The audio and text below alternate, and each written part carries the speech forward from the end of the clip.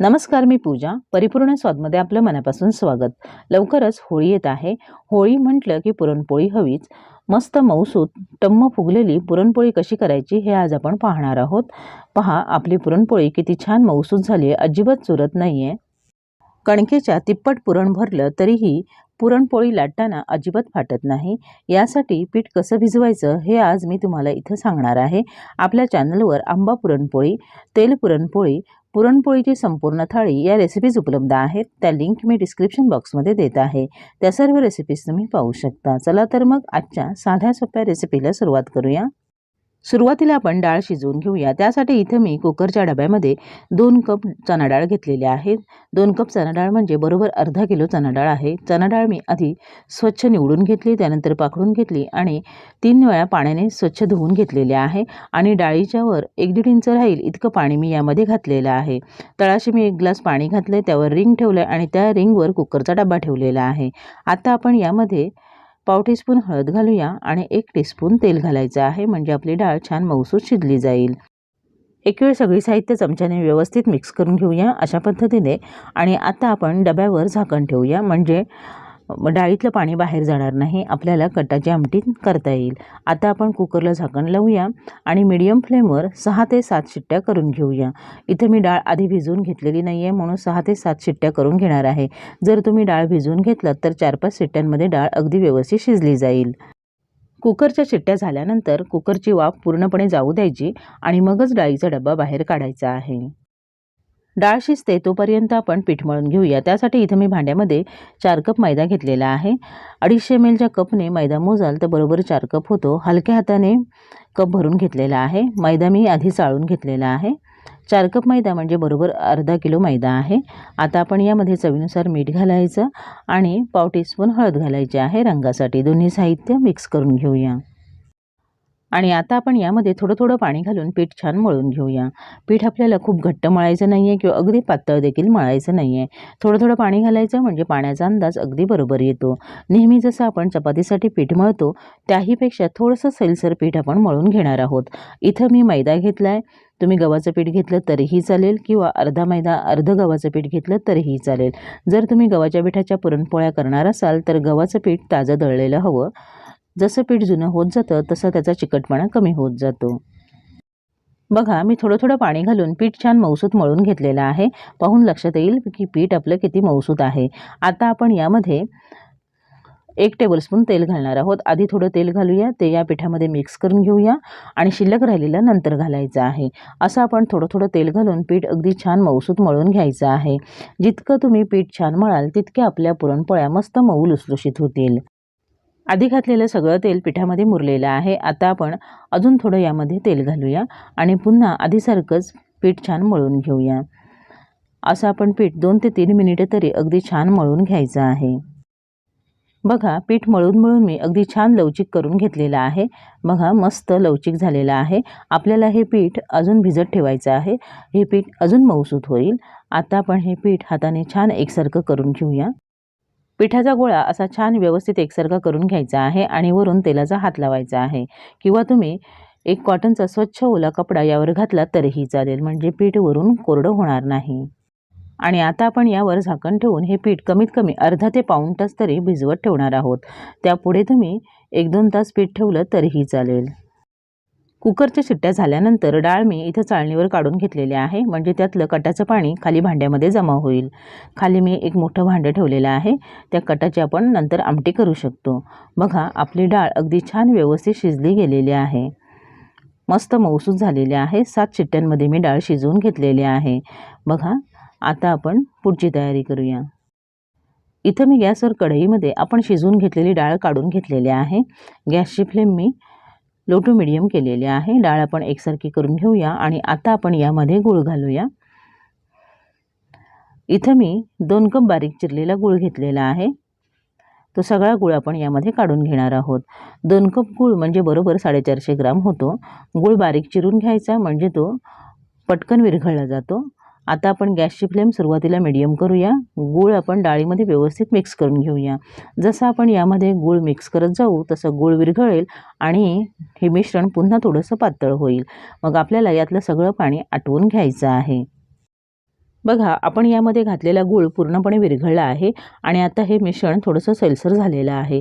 आपल्याला गुळाचं सुटलेलं पाणी पूर्णपणे आटवून घ्यायचं आहे. आधी आपण 3-4 मिनिटं गॅसची फ्लेम मिडियम ठेवायची आहे, पण आपण चमच्याने सारखं ढवळत राहायचं आहे. आपण इथं चण्याची डाळ घेतलेली आहे. डाळ पटकन घट्ट होते आणि हे मिश्रण तळाला लागू शकतं, म्हणून थोड्या थोड्या वेळाने सतत ढवळत राहायचं आहे. 3-4 मिनिटं मीडियम फ्लेमवर शिजवून घेतल्यानंतर तुम्ही बघू शकता आता यातलं बरंचसं पाणी आटलेलं आहे. अजून थोडंसं पाणी आहे ते आपल्याला आटवून घ्यावं लागेल.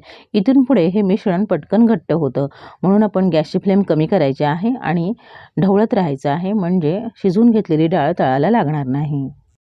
इथं तुम्ही यावर पोकळ झाकण ठेवलं तरीही चालेल, कारण जसं हे मिश्रण घट्ट होत जातं तसं गुळाचं पाणी घट्ट होत जातं आणि मग हातावर शिंतोडे उठतात, हाताला फोड येऊ शकतो. 6-7 मिनिटं डाळ छान शिजवून घेतल्यानंतर बघा यातलं बरंचसं पाणी आटलेलं आहे. आता आपण गॅसची फ्लेम लो करूया आणि यामध्ये 2 टीस्पून सुंठ पावडर घालूया. 1 टीस्पून वेलची पावडर घालायची आहे आणि पुरणपोळी म्हटली की यामध्ये जायफळ हवंच. थोडंसं जायफळ किसून घालायचं आहे. अर्धा टीस्पून जायफळ पावडर होईल इतकं आपण जायफळ यामध्ये किसून घालणार आहोत. आता आपण ही सगळी साहित्य व्यवस्थित मिक्स करून घेऊया. गॅसची फ्लेम लो ठेवायची आहे आणि फक्त मिनिटभर आपण हे परतून घेणार आहोत, म्हणजे हे मिश्रण जे थोडंसं सैलसर आहे ते आपल्याला हवं तसं घट्ट होईल. बघा, आपल्याला जसं हवं तसं हे पुरण घट्ट झालेलं आहे. पुरण घट्ट झालंय का हे कसं ओळखायचं? यामध्ये एक चमचा रोवून बघायचा. बघा, चमचा अगदी व्यवस्थित उभा राहत आहे. मी घेतलेला चमचा सिलिकॉनचा होता, तो पुढून पातळ असतो, तो यामध्ये उभा राहिला नसता, म्हणून मी यामध्ये तुम्हाला दुसरा चमचा रोवून दाखवलेला आहे. आता आपलं हे पुरण तयार आहे. आपण हे गरम गरम असतानाच चाळणीमधून गाळून घेणार आहोत. पुरण गाळण्यासाठी इथे मी पुरणाची चाळण घेतली आणि खाली मी एक मोठं भांडं ठेवलेलं आहे आणि त्यावर आपण तयार करून घेतलेलं गरम गरम पुरण घेतलेलं आहे. सपाट तळाचा ग्लास किंवा पेला घ्यायचा आहे किंवा तुम्ही चमच्याने देखील अशा पद्धतीने पुरण घासून घेऊ शकता. जितकं गरम असेल तितकं हे पुरण लवकर गाळलं जातं. अशा पद्धतीने हाताने दाबून पुरण पटकन गाळून घेऊया. अर्धा किलो डाळीचं पुरण वाटायला 7 ते 8 मिनिटे लागतात. बघा, आता इथं मी सगळं पुरण गाळून घेतलेलं आहे. मस्त अगदी बारीक गाळलं गेलेलं आहे, तुम्ही पाहू शकता, आणि पुरण अगदी छान मऊसूत देखील आहे, अजिबात कोरडं झालेलं नाही आहे. आता आपण हे सगळं पुरण हाताने एकसारखं करून घेऊया. जर तुम्ही तयार केलेलं पुरण घट्ट झालं असेल तर तुम्ही यामध्ये थोडंसं गुळाचं पाणी करून घालून पुरण आपल्याला हवं तसं सैलसर करून घेऊ शकता, किंवा जर पुरण ओलसर राहिलं तर तुम्ही पुन्हा कढईमध्ये घेऊन ते थोडंसं गरम केलं तर तुम्हाला हवं तसं घट्ट होईल. आता आपलं हे पुरण तयार आहे. पुरण थोडंसं गार होऊ द्या आणि मग आपण पुरणपोळ्या करूया. पीठ मळून जवळपास 1.5 तास झालेला आहे. बघा, आपलं पीठ अगदी छान भिजलं गेलेलं आहे. तुम्ही कमीत कमी अर्धा पाऊण तास पीठ भिजत ठेवलं तरीही चालेल. 1.5 तासामध्ये आपलं पीठ अगदी छान मऊसूत झालेलं आहे. बघा, आधीपेक्षा मऊसूत झालेलं आहे आणि पिठाला मस्त तार आलेले आहे. पीठ भिजवल्यानंतर मी घरातील बाकी स्वयंपाक केलेला आहे. बघा, पीठ अगदी ताणल्यावर अगदी व्यवस्थित ताणलं जातं. याचा अर्थ आपण कमी पिठामध्ये जास्ती पुरण भरून देखील पुरणपोळी अगदी व्यवस्थित करू शकतो. आता आपण या पिठामध्ये अजून अर्धा टेबलस्पून तेल घालूया आणि पीठ पुन्हा छान मळून घेऊया. आता अजून तेल घालून पीठ मळून घेतलं म्हणजे आपलं पीठ अजून छान लवचिक होतं आणि त्याला मस्त तार येते. पुन्हा पीठ मळून घेतल्यानंतर तुम्ही पाहू शकता आपलं पीठ किती मस्त लवचिक झालेलं आहे. आपल्याला हे पीठ असंच करून घ्यायचं आहे, म्हणजे आपल्या पुरणपोळ्या मस्त मऊ लुसलुशीत होतात. आता आपण पुरणपोळीचा उंडा तयार करून घेऊया. त्यासाठी इथे आपण मळून घेतलेल्या पिठातला मी लहानसा गोळा घेतला आणि त्याच्या तिप्पट पुरण घेतलेलं आहे. पिठाच्या तिप्पट पुरण घेऊन देखील आपली पुरणपोळी अजिबात फाटत नाही. आधी आपण हाताला कोरडं पीठ लावून घ्यायचं. इथे मी तांदळाचं पीठ घेतलेलं आहे आणि आपण आता या पिठाची पारी तयार करून घेणार आहोत. आपल्याला खोलगट पारी करायची आहे. तुम्हाला जर हाताने अशी पारी करता येत नसेल तर पुरी एवढी लाटण्याने पुरी लाटून घ्या आणि मग तुम्ही पुरणपोळीचा उंडा तयार करून घ्या. आता आपण तयार केलेलं पुरण यामध्ये भरूया आणि हाताने अशा पद्धतीने एका अंगठ्याने पीठ असं वरती आणत जायचं आहे आणि दुसऱ्या हाताने पुरण आतमध्ये ढकलायचं आहे. बघा, पीठ आपण अगदी छान लवचिक तयार करून घेतलं होतं, त्यामुळे अजिबात फाटलं जात नाही आहे. कितीही पुरण भरलं तरी त्यामध्ये अगदी व्यवस्थित मावेल. आणि मग आपण हा उंडा अशा पद्धतीने व्यवस्थित अगदी बंद करून घ्यायचा आहे. व्यवस्थित बंद होईल असाच करायचा आहे, म्हणजे जेव्हा आपण पोळी लाटू तेव्हा ती मध्ये फाटणार नाही. मग हलक्या हाताने गोल फिरवायचा आणि मग तो असा चपटा करून घ्यायचा आहे. म्हणजे काय, पुरण काठापर्यंत पसरलं जातं आणि जेव्हा आपण पोळी लाटतो तेव्हा पुरण मध्येच न राहता अगदी कडेपर्यंत व्यवस्थित पसरलं जातं. आपण तयार करून घेतलेला उंडा तांदूळाच्या कोरड्या पिठामध्ये घोळवून घ्यायचा आहे. तांदूळाचंच पीठ घ्यायचं म्हणजे ते उंड्याला जास्त चिकटत नाही. तांदूळाचं पीठ सरसरीत असतं म्हणजे पोळी लाटताना अगदी पोळी व्यवस्थित सरकली जाते, ती पोळपाटाला चिकटत नाही. नंतर आपण असाच उंडा चपटा करून घ्यायचा आहे आणि लाटण्याने पोळी लाटून घ्यायची आहे. तुम्ही पाहू शकाल पोळी अगदी सहज लाटली जात आहे. पुन्हा पुन्हा पीठ लावायची अजिबात गरज नाही आहे. खूप जास्त पीठ लावाल तर मग आपली पोळी मऊ न होता वातड होते. बघा, अगदी 5-6 सेकंदांमध्येच पोळी लाटून झालेली आहे. कडा पातळ लाटायच्या, मध्ये थोडीशी जाडसर राहिली हरकत नाही. जर आधी तुम्ही 5-6 उंडे तयार करून घ्याल तर मग पटापट पोळ्या आपल्याला लाटता येतात. मी अगदी हाताने सहज हाताळते तरीही अजिबात पोळी फाटलेली नाही आहे. पीठ व्यवस्थित मळून घेतलं म्हणजे पोळी अजिबात फाटत नाही. आपली पहिली पुरणपोळी लाटून झालेली आहे. बघा, पुरण अगदी काठापर्यंत गेलं आहे. मी तुम्हाला उचलून तळाकडून दाखवते.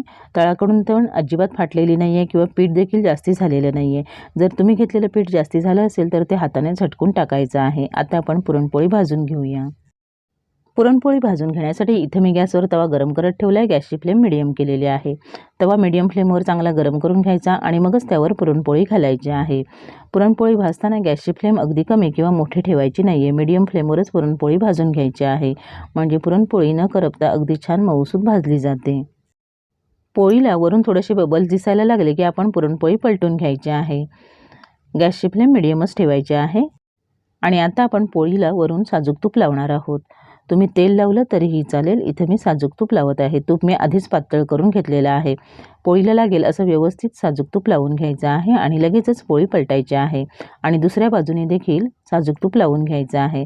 तुम्ही पाहू शकता आपली पोळी किती मस्त टम्म फुगलेली आहे, मस्त गुबगुबीत झालेली आहे. बघा, पुरणपोळी भाजताना सारखी उलटपुलट करायची नाही आहे. फक्त 2 वेळाच पलटायचे आहे. आधी 1 वेळा आणि पुन्हा 1 वेळा. बघा, तळाकडची बाजू भाजली आहे. दुसरी बाजू पण अशीच 5-10 सेकंद भाजून घेऊया आणि मग आपण पुरणपोळी काढून घेऊया.